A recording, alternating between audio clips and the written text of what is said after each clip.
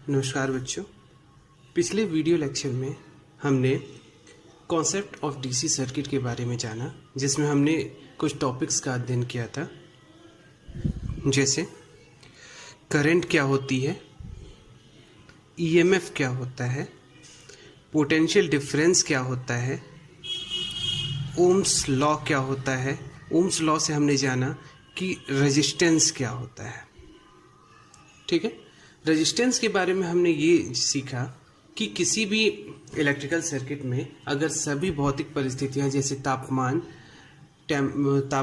इसके अलावा आर्द्रता, एटमॉस्फेरिक प्रेशर, ये सब चीज़ें अगर कांस्टेंट होती हैं तो उस सर्किट के अक्रॉस जो वोल्टेज होता है और जो उसमें फ्लो होने वाली करंट होती है, उसका अनुपात जो होता है हमेशा एक कांस्टेंट होता है।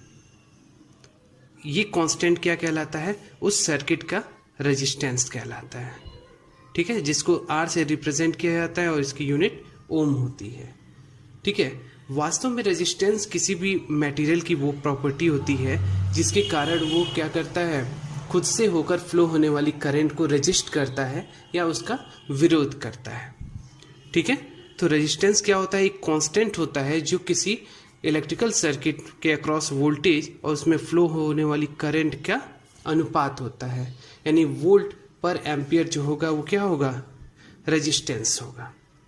ठीक है, नेक्स्ट हम जानेंगे फैक्टर्स वो कौन से हैं जो रेजिस्टेंस को अफेक्ट करते हैं।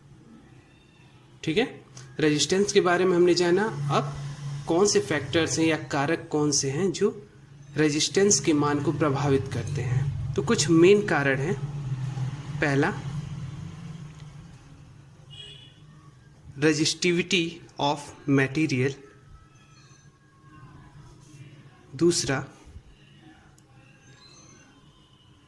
लेंथ ऑफ कंडक्टर और मटेरियल। तीसरा, क्रॉस सेक्शनल एरिया। चौथा, टेम्परेचर। पांचवा, ह्यूमिडिटी। ये कुछ मेन फैक्टर्स हैं जो कि हमारे रेजिस्टेंस के मान को प्रभावित करते हैं।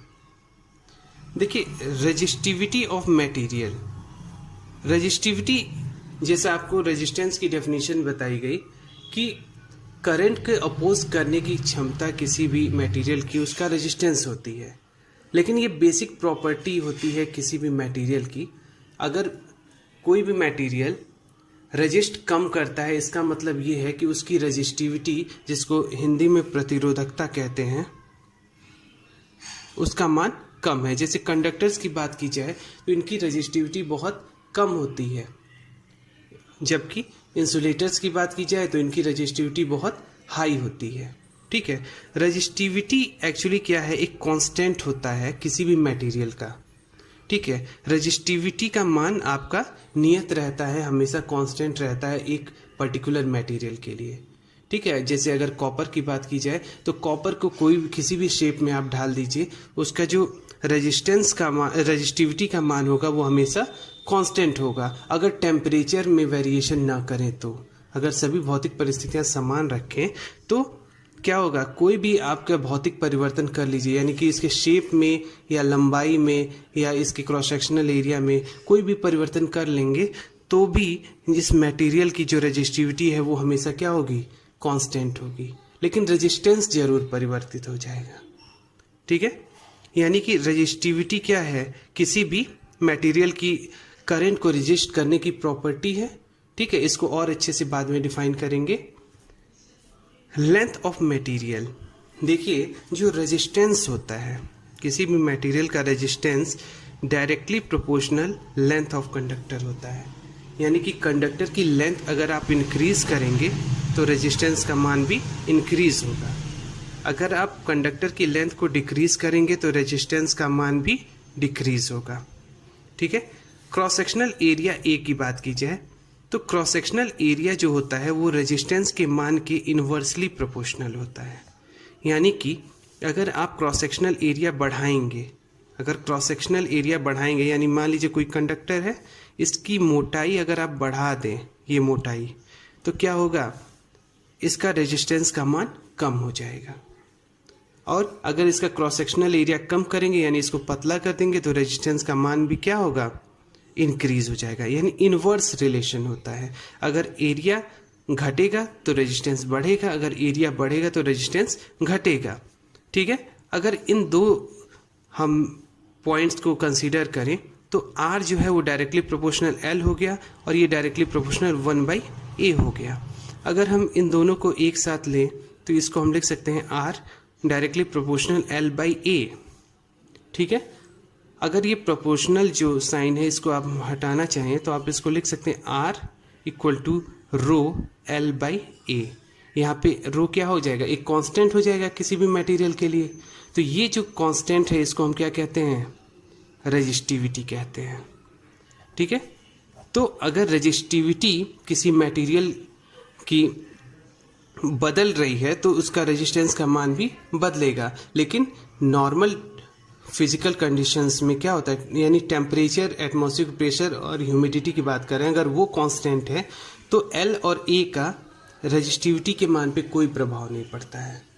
ठीक है, क्योंकि रो क्या होता है, एक कांस्टेंट होता है, नॉर्मली इसका मान परिवर्तित नहीं होता है अगर आप टेम्परेचर चेंज ना करें तो। ठीक है, तो रेजिस्टिविटी कहाँ से आया हमारा, L और A का रिलेशन जब हमने रेजिस्टेंस के साथ लिया तो हमारा रेजिस्टिविटी की वैल्यू आई। ठीक है, टेम्परेचर कैसे प्रभावित करता है ये चीज़ जान लीजिए। किसी भी कंडक्टर की बात करें या सेमी कंडक्टर की बात करें या फिर इंसुलेटर की बात करें तो टेम्परेचर का जो इफेक्ट है वो रेजिस्टेंस पे बहुत ज़्यादा पड़ता है। नॉर्मली जो कंडक्टर्स होते हैं यानी जो अच्छे चालक होते हैं उनका रेजिस्टेंस टेम्परेचर इंक्रीज होने पे इंक्रीज होता है।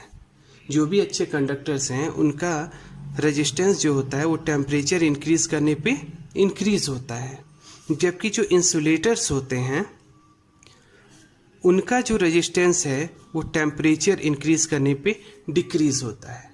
ठीक है, यानी जो अच्छे कंडक्टर्स होंगे अगर उसका तापमान बढ़ाएंगे कंडक्टर का तो उसके रेजिस्टेंस का मान यानी कि करंट का अपोज करने की जो प्रॉपर्टी है वो इंक्रीज होती जाएगी, जबकि इंसुलेटर्स में इसका रिवर्स होगा, अगर टेम्परेचर इंक्रीज करेंगे तो रेजिस्टेंस का मान डिक्रीज होने लगेगा। ठीक है, सेमी कंडक्टर्स ये इनका थोड़ा अलग रिलेशन बनता है। एक्चुअली क्या होता है, सेमी कंडक्टर्स जो होते हैं जब 0 डिग्री केल्विन पर होते हैं, जब इनका तापमान 0 डिग्री केल्विन होता है तो ये प्योर इंसुलेटर होते हैं। ठीक है, तो प्योर इंसुलेटर को अगर हीट किया जाए यानी इनका टेम्परेचर अगर बढ़ाया जाए 0 डिग्री केल्विन से ऊपर, ठीक है, तो प्योर इंसुलेटर की प्रॉपर्टी फॉलो करेंगे, यानी टेम्परेचर इंक्रीज करने पे रेजिस्टेंस का मान डिक्रीज होगा। ठीक है, लेकिन जब नॉर्मल टेम्परेचर पे पहुंच जाएंगे तो अब उनकी जो प्रॉपर्टी होगी वो कंडक्टर की तरह हो जाएगी। ठीक है, तो अगर नॉर्मल टेम्परेचर से ज़्यादा अब इंक्रीज करेंगे हम टेम्परेचर तो रेजिस्टेंस का मान अब इंक्रीज होने लगेगा।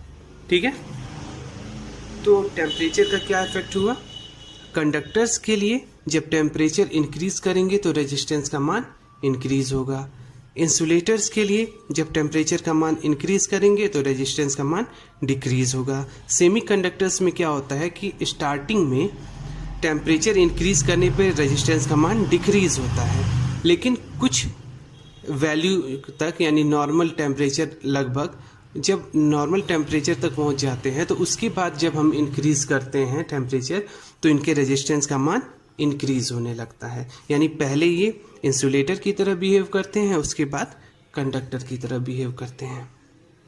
क्लियर है इतना? इसके बाद ह्यूमिडिटी की बात करते हैं। ह्यूमिडिटी आपने जैसे एग्जांपल सुना होगा, जैसे कोई लाइव वायर हो, अगर उसको आप किसी सूखी लकड़ी से टच करते हैं तो क्या होता है, आपको करंट नहीं लगती है, यानी आपको झटका नहीं लगता है। लेकिन अगर वही आप गीली लकड़ी यानी आर्द्र लकड़ी से आप उसको टच करते हैं तो आपको शॉक लगता है। इसका मतलब ये है कि इंसुलेटर जो होते हैं अगर उनकी आर्द्रता इंक्रीज की जाती है यानी कि उनकी ह्यूमिडिटी अगर बढ़ जाती है तो उनकी जो कंडक्टिविटी है वो इंक्रीज हो जाती है। कंडक्टिविटी एक्चुअली रेजिस्टिविटी का जस्ट अपोजिट है, यानी जो इंसुलेटर्स होते हैं उनका रेजिस्टेंस डिक्रीज हो जाता है। ठीक है, तो ये जो कुछ फैक्टर्स हैं ये सीधे सीधे किसको अफेक्ट करते हैं, किसी भी मटेरियल के रेजिस्टेंस को अफेक्ट करते हैं। ठीक है, एक बार रिकॉल कर लेते हैं। जो रेजिस्टेंस है वो 5 मेन फैक्टर्स की वजह से हमारा परिवर्तित हो सकता है या इनका इफेक्ट पड़ता है किसी भी रेजिस्टेंस के मान में परिवर्तन के लिए। ठीक है, मेन जो है लेंथ ऑफ कंडक्टर है, यानी लेंथ बढ़ने पे रेजिस्टेंस बढ़ता है और लेंथ घटने पे रेजिस्टेंस कम होता है। Cross sectional area are inversely proportional 1/a, यानी एरिया अगर घटेगा तो रेजिस्टेंस बढ़ेगा, एरिया बढ़ेगा तो रेजिस्टेंस घटेगा। ठीक है, इनवर्स रिलेशन। अब इन दोनों को जब हमने लिया तो ये हो गया आर डायरेक्टली प्रोपोर्शनल L/A। अब इस प्रोपोर्शनलिटी कांस्टेंट एक यहाँ पर लेना होगा, इसको हम लेंगे रो। ये है हमारा रेजिस्टिविटी। ठीक है, अब रेजिस्टिविटी को आप यहाँ से सीधे डिफाइन भी कर सकते हैं। अगर मान लीजिए लेंथ हमारा 1 मीटर है और एरिया 1 मीटर स्क्वायर है। ठीक है, cross sectional area 1 metre square है और लेंथ 1 मीटर है, तो इस केस में R = रो हो जाएगा। यानी आप डिफाइन कर सकते हैं कि किसी भी कोई ऐसा कंडक्टर जिसकी लेंथ 1 मीटर है और एरिया 1 मीटर स्क्वायर है, तो उसका जो रेजिस्टेंस होगा वही उस मटेरियल की रेजिस्टिविटी होगी। यानी यूनिट लेंथ और यूनिट क्रॉस सेक्शनल एरिया के मटेरियल का रेजिस्टेंस ही क्या होता है, उसकी रेजिस्टिविटी होती है। टेम्परेचर का क्या इफेक्ट पड़ता है? टेम्परेचर जब कंडक्टर्स का इंक्रीज करते हैं तो रेजिस्टेंस इंक्रीज होता है, कंडक्टर का टेम्परेचर डिक्रीज करने पे रेजिस्टेंस डिक्रीज होता है, यानी डायरेक्टली प्रोपोर्शनल होते हैं T और R। जबकि इंसुलेटर्स में टेम्परेचर इंक्रीज करने पे रेजिस्टेंस का मान डिक्रीज होता है और टेम्परेचर डिक्रीज करने पे रेजिस्टेंस का मान इंक्रीज होता है। सेमीकंडक्टर्स पहले इंसुलेटर्स की तरह बिहेव करते हैं जब टेम्परेचर 0 डिग्री केल्विन से ऊपर बढ़ाया जाता है, और उसके बाद कंडक्टर की तरह बिहेव करने लगते हैं, यानी कि अब टेम्परेचर इंक्रीज करने पे रेजिस्टेंस का मान इंक्रीज होगा। ठीक है, फिर बात करते हैं ह्यूमिडिटी की। तो ह्यूमिडिटी से क्या होता है, नॉर्मली ह्यूमिडिटी का मतलब है कि कंडक्टेंस की वैल्यू को बढ़ाना। अगर किसी भी इंसुलेटर या इंसुलेटिंग कोई मटेरियल है, अगर हम ह्यूमिडिटी का मान वहाँ पर बढ़ा दें तो उसकी कंडक्टिविटी इंक्रीज हो जाती है, यानी उसका रेजिस्टेंस डिक्रीज हो जाता है। ठीक है, रेजिस्टिविटी ऑफ मटेरियल के बारे में हमने जाना कि रेजिस्टिविटी क्या होती है, किसी भी यूनिट लेंथ और यूनिट क्रॉस सेक्शनल एरिया के मटेरियल का रेजिस्टेंस जो होता है वही उसकी रेजिस्टिविटी होती है। और किसी भी मटेरियल की रेजिस्टिविटी नॉर्मली कांस्टेंट होती है अगर उसके टेम्परेचर में हम कोई परिवर्तन न करें या बाहरी आघात या बाहरी जो उस पर मान लीजिए बाहरी कोई अटैक उस पर न करें, उसमें क्या कहते हैं, हाँ, बाहरी आघात से अगर सुरक्षा करें किसी मटेरियल की, तो उसकी रेजिस्टिविटी क्या होगी, हमेशा नियत रहेगी। टेम्परेचर आप कांस्टेंट रखिए और उस पर बाहरी कोई फोर्स न लगाइए तो उसकी रेजिस्टिविटी कांस्टेंट होगी। ठीक है, चाहे उसका कितना भी लेंथ आप ले लें या कितना भी क्रॉस सेक्शनल एरिया में उसको बदल लें। Thank you.